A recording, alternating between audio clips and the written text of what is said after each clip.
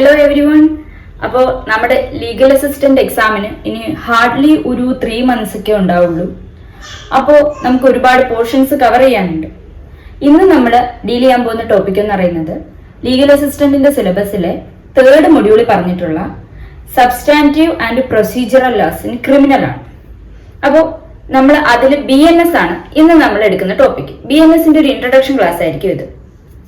അപ്പൊ അതിനു മുന്നേ ആദ്യം നമ്മൾ അറിയേണ്ടത് എന്താണ് ഈ സബ്സ്റ്റാന്റീവ് ലോ, എന്താണ് പ്രൊസീജിയറൽ ലോ. ഇപ്പൊ നമ്മുടെ ഏതെങ്കിലും റൈറ്റ്സോ ഡ്യൂട്ടീസോ ഒക്കെ പ്രതിപാദിച്ചുകൊണ്ട് ഒരു നിയമം പറയുന്നുണ്ടെങ്കിൽ അതിന് സബ്സ്റ്റാന്റീവ് ലോ എന്നാണ് പറയുന്നത്. നമ്മൾ ചെയ്യേണ്ട കാര്യങ്ങൾ, നമുക്ക് ലഭിക്കേണ്ട അവകാശങ്ങൾ, എന്ത് ചെയ്താൽ കുറ്റമാകും, എന്ത് ചെയ്തില്ലെങ്കിൽ കുറ്റമാകും, ഇത്തരം കാര്യങ്ങളൊക്കെ ഏതെങ്കിലും നിയമങ്ങളിൽ പറയുന്നുണ്ടെങ്കിൽ അത് സബ്സ്റ്റാന്റീവ് ലോ ആയിട്ട് കണക്കാക്കാം. ഇനി എന്താണ് പ്രൊസീജിയറൽ ലോ?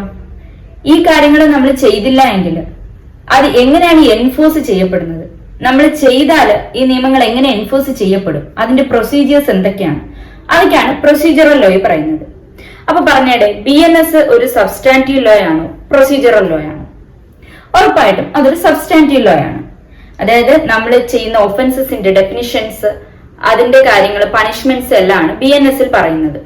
ഭാരതീയ ന്യായ സംഹിത 2023 ഏത് ആക്ടിനെ റീപ്ലേസ് ചെയ്തുകൊണ്ടാണ് നമ്മുടെ ഈ BNS നിലവിൽ വന്നത്?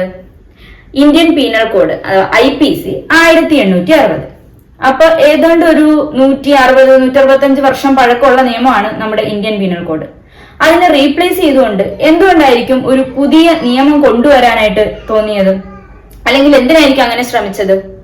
അതായത് ഇപ്പോ 165 വർഷം മുമ്പത്തെ ഇന്ത്യ ആണോ ഇപ്പോഴത്തെ ഇന്ത്യ? അല്ല. അന്ന് ചെയ്യുന്ന ഒഫൻസസിന്റെ ഗ്രാവിറ്റി ആയിരിക്കില്ല ഇന്ന് ചെയ്യുന്ന ഒഫൻസസിന്. അന്നത്തെ ഒഫൻസസിന്റെ മോഡസ് ഓപ്പറാൻഡി ആയിരിക്കില്ല ഇന്ന് ചെയ്യുന്ന ഒഫൻസസിന്. മാത്രമല്ല, പണ്ടത്തെ സമയത്ത് ഉണ്ടായിരിക്കുന്ന അതേ കുറ്റകൃത്യങ്ങളാവില്ല പുതിയ ആധുനിക യുഗത്തിൽ വരുമ്പോൾ അതിന് മാറ്റങ്ങൾ വരും, പുതിയ പുതിയ ഒഫൻസസ് കണ്ടെത്തും. ഇപ്പൊ പണ്ട് IPCയിലാണെങ്കിൽ നമുക്ക് സ്നാച്ചിങ്ങിന് ഒരു പുതിയതായിട്ടൊരു ഡെഫിനിഷൻ ഇല്ല, അതുപോലെ തന്നെ മോബ് ലിഞ്ചിങ്, അതൊന്നും പുതിയതായിട്ടൊരു ഡെഫിനിഷൻ ഇല്ല. പക്ഷെ നമ്മുടെ BNSന് വരുമ്പോഴോ ഇത്തരത്തിലുള്ള പുതിയ പുതിയ ഒഫൻസസ് റെക്കഗ്നൈസ് ചെയ്ത് അതിന് ഡെഫിനിഷൻസും പണിഷ്മെന്റ്സ് എല്ലാം ഇൻക്ലൂഡ് ചെയ്തിട്ടുണ്ട്. അപ്പൊ എന്തായാലും അതിന്റെ ഒരു കമ്പാരിസൺ ടേബിൾ ഇവിടെ കൊടുക്കുന്നുണ്ട്. ഇനി നമ്മുടെ ഈ IPCയിൽ മുമ്പ് എത്ര സെക്ഷനുകൾ ഉണ്ടായിരുന്നു? 511 സെക്ഷനുകളായിരുന്നു ഉണ്ടായിരുന്നത്. BNSലോ ഭാരതീയ ന്യായ സംഹിതയില് നമുക്കിപ്പോ 358 സെക്ഷൻസ് മാത്രമാണ് ഉണ്ടായത്. അതെന്താ പണ്ടത്തെ ഒഫൻസ് ഒക്കെ എടുത്ത് കളഞ്ഞു, ഈ സെക്ഷൻ ഇത്ര കുറയാൻ കാരണം? അതങ്ങനെയല്ല.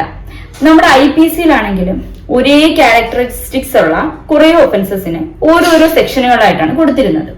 എന്നാൽ BNSല് അതിനെല്ലാം ക്ലബ് ചെയ്തുകൊണ്ട് ക്ലോസും സബ് ക്ലോസും ആയിട്ടൊക്കെയാണ് കൊടുത്തിട്ടുള്ളത്. ഇപ്പൊ തെഫ്റ്റ് എടുക്കുകയാണെങ്കിൽ IPCയില് തെഫ്റ്റ് 378 പറയുന്നത്. അതിന്റെ പണിഷ്മെന്റോ 379. പിന്നെ തെഫ്റ്റ് ഇൻ ഡ്വെല്ലിംഗ് ഹൗസ്, അതൊക്കെ ഇങ്ങനെ ഓരോരോ സെക്ഷനുകളായിട്ട്. നമ്മുടെ BNSൽ വരികയാണെങ്കിൽ തെഫ്റ്റിന്റെ ഡെഫിനിഷൻ 303, പണിഷ്മെന്റ് ക്ലോസ് 2, അങ്ങനെ അങ്ങനെ ഓരോരോ പോർഷൻ ആയിട്ട് കൊടുക്കുന്നുണ്ട്. അപ്പോൾ അതനുസരിച്ച് നമ്മുടെ സെക്ഷനുകളുടെ എണ്ണം കുറയും. ഇനി IPCയിൽ എത്ര ചാപ്റ്റർ ഉണ്ടായിരുന്നു? 23 ചാപ്റ്റർ ഉണ്ടായിരുന്നു. BNSൽ അത് 20 ചാപ്റ്ററേ ഉള്ളൂ. അപ്പൊ BNS എന്നാണ് ഇനാക്ട് ചെയ്തത്, എന്നാണ് അത് പ്രാബല്യത്തിൽ വന്നത്? ഇനാക്ട് ചെയ്തത് 2023 ഡിസംബറിലാണ്. എന്നാൽ പ്രാബല്യത്തിൽ വന്നത് 2024 ജൂലൈ 1-നാണ് നമ്മുടെ BNS പ്രാബല്യത്തിൽ വരുന്നത്. അന്ന് തൊട്ട് നമ്മൾ ചെയ്യുന്ന ഒഫൻസസിന് BNS ആണ് കണക്കാക്കപ്പെടുന്നത്. എന്നാൽ കോടതിയിൽ ഇരിക്കുന്ന കേസുകൾ, നിലവിൽ കോടതിയിൽ ഈ 2024 ജൂലൈ 1-ന് മുൻപായിട്ട് കോടതിയിൽ വന്ന കേസുകൾക്ക് IPC തന്നെയാണ് ഫോളോ ചെയ്യുന്നത്. അതിനുശേഷം ചെയ്യുന്ന കുറ്റകൃത്യങ്ങൾക്കാണ് നമ്മൾ BNS ഫോളോ ചെയ്യുന്നത്. ഇനി നമ്മൾ പണിഷ്മെന്റിന്റെ കാര്യത്തിലേക്ക് വരികയാണെങ്കിൽ, അതായത് ശിക്ഷാ നടപടികൾ, നമ്മുടെ IPCയിൽ എത്ര തരം പണിഷ്മെന്റ് ആയിരുന്നു ഉണ്ടായിരുന്നത്? മൊത്തത്തിൽ 5 ടൈപ്പ് പണിഷ്മെന്റ്സ് ആയിരുന്നു ഉണ്ടായിരുന്നത്. ഏതൊക്കെയാണത്? ഡെത്ത്, ഇംപ്രിസൺമെന്റ് ഫോർ ലൈഫ്, പിന്നെ simple and rigorous imprisonment, forfeiture of property and fine. പക്ഷെ BNSൽ വേറൊരു മാറ്റം കൂടി വന്നിട്ടുണ്ട്. 6 തരം പണിഷ്മെന്റ്സ് ആണ് BNSൽ ഉൾപ്പെടുത്തിയിരിക്കുന്നത്. അത് ബാക്കി 5ഉം അതുപോലെ തന്നെ ഉണ്ട്. പുതിയതായിട്ട് ആഡ് ചെയ്തത് ഏതാ?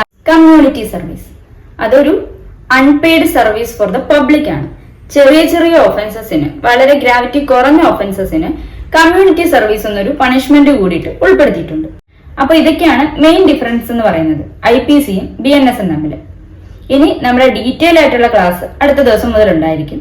അപ്പോൾ വീഡിയോ ഇഷ്ടപ്പെട്ടാൽ നിങ്ങൾ എന്തായാലും ലൈക്ക് ചെയ്യുക. എന്തെങ്കിലും ഡൗട്ട്സ് ഉണ്ടെങ്കിൽ കമന്റ് ആയിട്ട് ചോദിക്കുക.